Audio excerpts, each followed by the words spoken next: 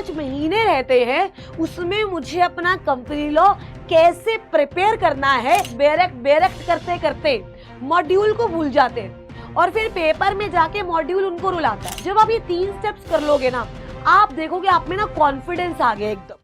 Hello hello hello, हाँ जी, company law में exemption लानी है, 90+ लाने हैं, लेकिन समझ ही नहीं आ रहा कैसे आएंगे। तो टेंशन क्यों लेते हो नालायकों, मैं आ गई हूँ और आज यही बताने आई हूँ कि दिसंबर के लिए जो ये मेरे पास 5 महीने रहते हैं उसमें मुझे अपना कंपनी लॉ कैसे प्रिपेयर करना है कि मेरे 90+ आ जाए भाई, और कुछ नहीं चाहिए। अगर कंपनी लॉ में 90+ आ जाए मतलब मेरा जीवन सफल हो जाएगा। ठीक है, तो आओ ये समझते हैं। जो सबसे पहली चीज तुम्हें करनी है वो करना है एनालाइज। किसको? खुद को। वो नहीं हो पाएगा तुमसे। एनालाइज करने हैं तुम्हें पास्ट ईयर पेपर। ठीक है, अब इसमें एनालाइज क्या करोगे? मैम सिलेबस तो कंप्लीट नहीं हुआ, तो इसमें सॉल्व नहीं करने, एनालाइज करने हैं। एनालाइज करने का मतलब है कि देखो केस स्टडी कितने मार्क्स की आती है, अगर स्ट्रेट क्वेश्चन आते हैं तो कौन से मार्क्स के आते हैं, चैप्टर की वेटेज क्या है, पिछले 1-2 सालों का ट्रेंड क्या चल रहा है, पेपर लेंदी कितना आता है, पेपर में क्वेश्चंस कितने आते हैं और क्वेश्चंस कितने मार्क्स के आते हैं, 3, 5 या 8। अब 5-8 का तो जमाना नहीं रहा, यूजुअली 3 और 5 के आते हैं और 5 में भी बाइफर्केशन हो जाती है 1 to 2 इस तरीके से, राइट। तो ये सारी चीजें रजे जब आप एनालाइज करोगे ना तो आपको पता लगेगा कि मुझे तैयार किसके लिए होना है यार, मुझे पेपर में जाके करना क्या है। मुझे जो पढ़ना है केस स्टडी के लिए पढ़ना है, मुझे जो पढ़ना है, मान लो एक चैप्टर उठा लूं मैं डायरेक्टर्स, मुझे पता है पेपर में भाई ये 30 नंबर का आना है, तो क्या मैं उसको उतना ज्यादा सीरियसली लेकर और उतना ज्यादा इन डेप्थ जाकर पढ़ूंगी? यस और नो? तो सबसे पहले रजी आपको पास्ट ईयर पेपर एनालाइज करने हैं।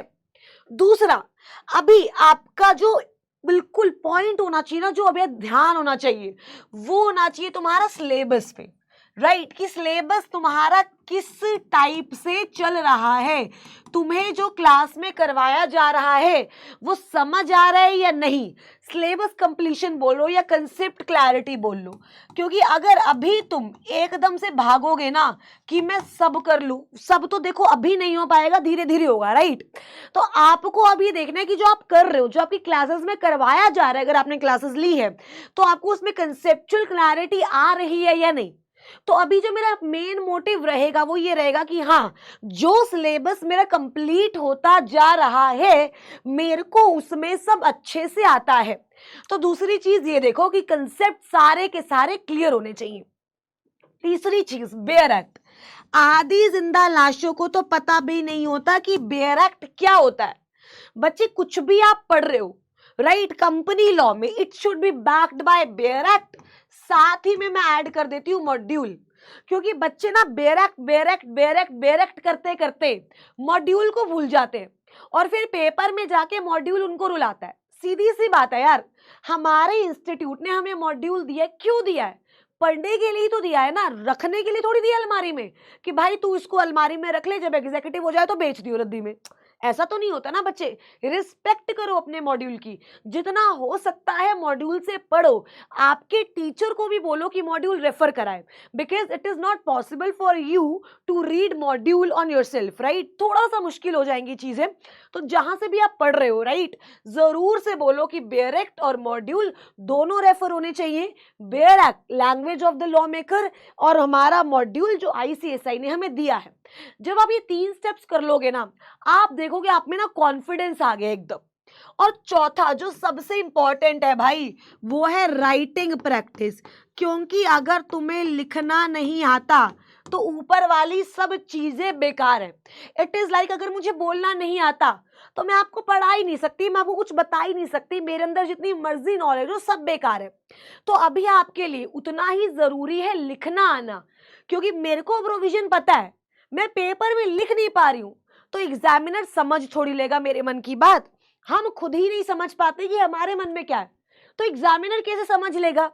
क्या उसके लिए मेरे को लिखना आना चाहिए, यस और नो? क्या writing practice at least once in a week I should sit down with myself and try to write 5 6 7 questions, चाहे मैं देख कर लिखूं, it does not matter.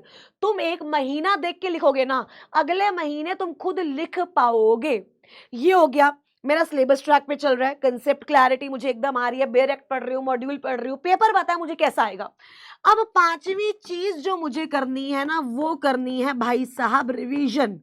Revision strategy होनी चाहिए धांसू एकदम। रिवीजन अच्छा कैसे करें, इसके I will post different video, but अभी आप अपने स्केड्यूल के अकॉर्डिंग चलो कि सब हो गया। रिवाइज कैसे करूं? संडे टू संडे रखूं, मतलब पूरे वीक में जितना हो गया वो संडे रिवाइज करूं, सैटरडे टू सैटरडे रखूं, या डेली डेली रिवाइज करूं, ये आप पे है।